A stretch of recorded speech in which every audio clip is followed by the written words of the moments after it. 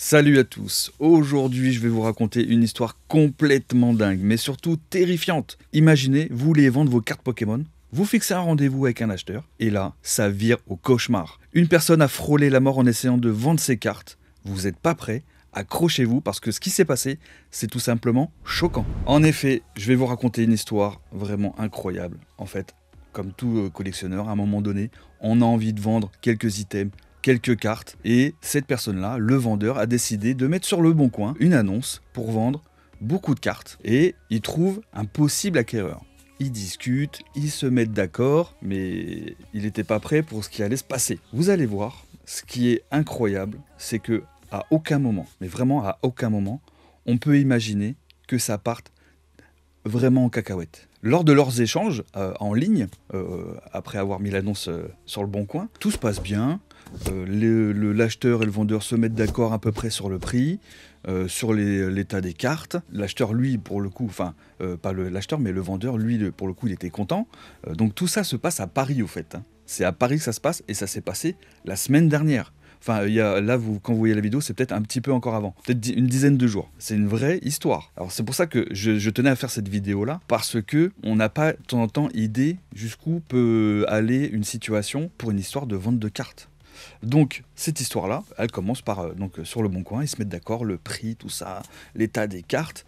Sauf que l'acheteur, il avait une autre idée en tête. Arrive le jour du rendez-vous à Paris, donc il y a une dizaine de jours. Il se donne rendez-vous en plein Paris, je crois, devant une boutique, peut-être devant un McDo de mémoire. Donc il y a des passants, il y a des gens, il n'y a pas dans une rue sombre le soir à 2h du matin, évidemment il faut éviter tout ça. Donc là, en fait, le vendeur, lui, n'a pas spécialement d'inquiétude à avoir vis-à-vis de cette transaction.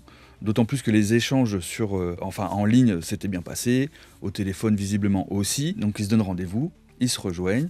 Bonjour, machin. Et l'acheteur lui demande évidemment de regarder les cartes, ce qui est normal. Hein. Évidemment, tu regardes toujours l'état des cartes pour savoir si ça correspond réellement à l'état qui était annoncé par le vendeur. Donc, il vérifie tout ça. Au total, il y avait pour une somme de 5600 €. C'est quand même pas rien. Donc, il n'y avait pas que 3 cartes. C'était genre un classeur avec plein de cartes qui devait avoir quand même de la valeur réelle. Aussi pour ça que le prétendu acheteur était intéressé, d'autant plus que lui, il avait une autre idée un peu plus sombre dans la tête, donc lui, il savait que de toute façon, il n'allait pas sortir d'argent de base. Donc pendant les échanges, vendeur-acheteur discutent autour de cet achat, et puis tout se passe bien. Et tout en faisant la transaction, l'acheteur, il était au cul de sa voiture, il ouvre le coffre et il met, vous savez, les cartes dans le coffre devant l'acheteur, hein, devant le vendeur, pardon, mais sans donner l'argent au vendeur. Et là, première erreur.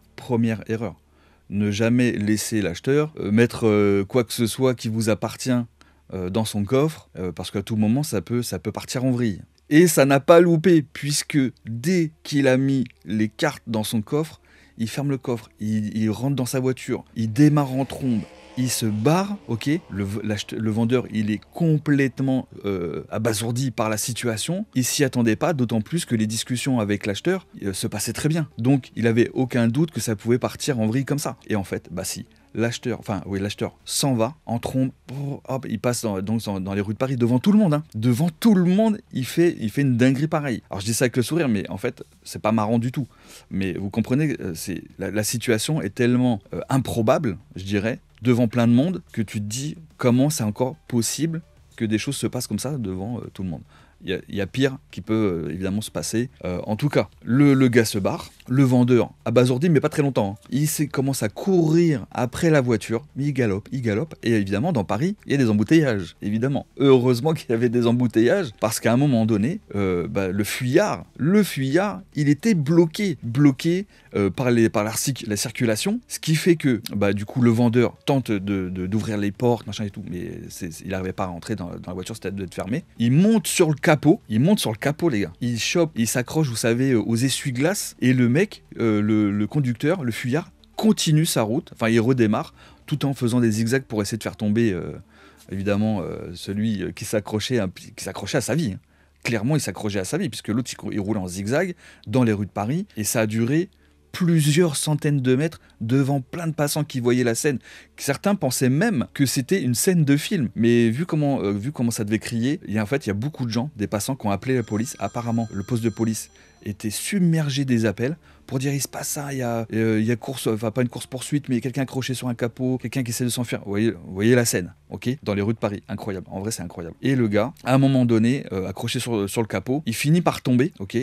J'ai pas vraiment tous les détails à ce niveau-là. Il s'en sort sans grosses blessures apparemment. Et en fait, le fuyard, il part avec sa voiture. Et il continue sa course, mais en fait, il est poursuivi ensuite par la police qui arrive et il finit par avoir donc il perd le contrôle de son véhicule. Il a un accident, il sort de sa voiture, il va pour se barrer, il s'enfuit, il galope. Mais sauf que comme il y avait des passants qui étaient là, qui avaient vu la scène, parce que ils étaient là quoi, et ils ont réussi à choper le fuyard. La police arrive au même moment, lui passe les menottes et donc du coup le gars se fait arrêter.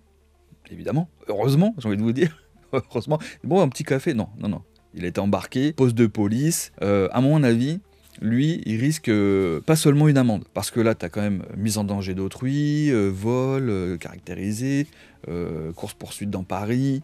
Il y a beaucoup de choses qui se passent. Heureusement, les amis, c'est que le vendeur, visiblement, il a dû récupérer, je pense qu'il a récupéré ses cartes, évidemment. Et en plus, je pense que de ce qui est les premiers retours qu'il y a eu sur son état, c'est qu'en fait il a visiblement pas trop de blessures quoi que ce soit, il est plus sous le choc. Tu m'étonnes que tu es sous le choc quand il t'arrive une dinguerie comme ça. En vrai, cette personne-là, le vendeur a vraiment eu beaucoup de courage, un peu de chance aussi qu'il y ait de la circulation. En vrai, sur Paris c'est beaucoup embouteillé, donc à la limite voilà, mais il a eu beaucoup de courage de galoper après la voiture, quand même pas rien les gars, s'accrocher au capot, aux essuie-glaces, pendant que t'as un mec, parce qu'en fait imaginez la scène, il a accroché sur le capot face au conducteur qui doivent se regarder. Vous voyez le moment de suspense, comment ça va se finir.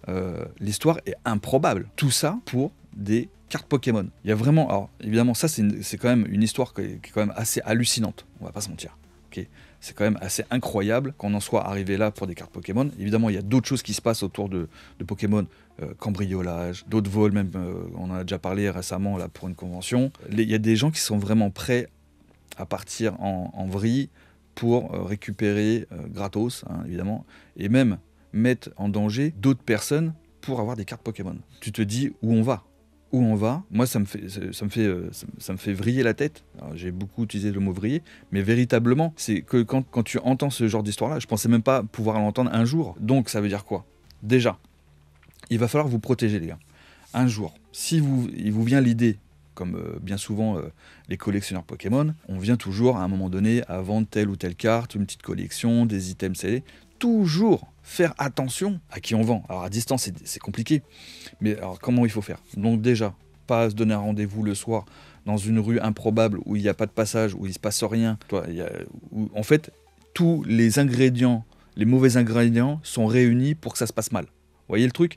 Donc ça déjà, y aller accompagné, plein jour, dans une rue ou un endroit, un café ou un truc comme ça, où évidemment il est quand même plus compliqué pour quelqu'un qui avait la mauvaise idée de soit de vous braquer, soit de partir en courant, vous voyez, mettre plus les chances de votre côté que tout se passe bien. C'est quand même l'idéal. Donc évidemment, premier conseil, si je peux vous donner un conseil, c'est ça, mais ça vous le savez, mais bon, pourtant, cette personne-là avait eu la personne au téléphone, avait échangé, rue en plein jour, des passants, du monde, et le mec il a quand même, en fait je pense, le mec il a quand même pensé qu'il allait pouvoir s'en sortir.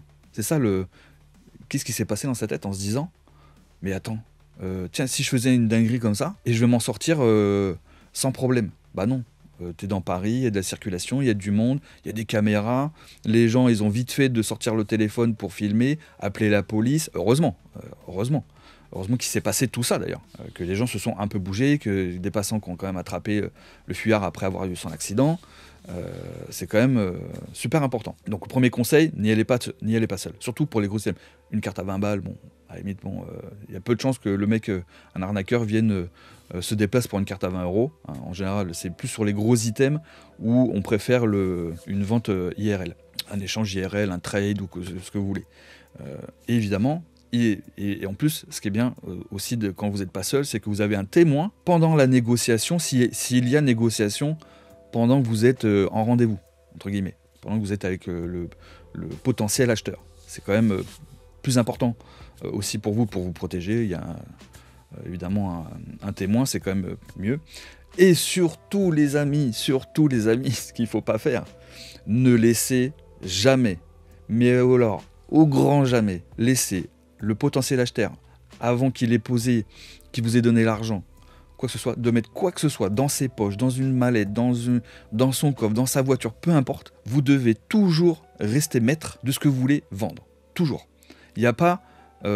parce que si vous dites « Ah, t'inquiète pas, je le mets dans la voiture en attendant, comme ça on discute. » Non, ça sent la douille, ok? Ça sent la douille. Ne vous aventurez pas dans ce truc-là. Alors je sais que parmi vous, y en a qui sont très méfiants, et j'espère que la plupart d'entre vous le sont, mais on vit dans un monde, les gars, où pour n'importe quoi, ça peut partir en cacahuète. Et en vrai, ça fait peur, hein, on va pas se mentir. Tu n'es jamais tranquille, et ça c'est vraiment dommage.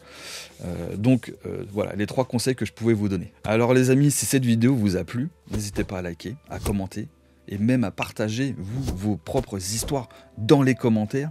Si vous avez déjà assisté à des transactions qui se sont mal passées, ou que vous en avez entendu parler, n'hésitez pas à m'expliquer tout ça, à partager ça dans les commentaires. On aura certainement l'occasion de reparler d'une autre histoire très prochainement.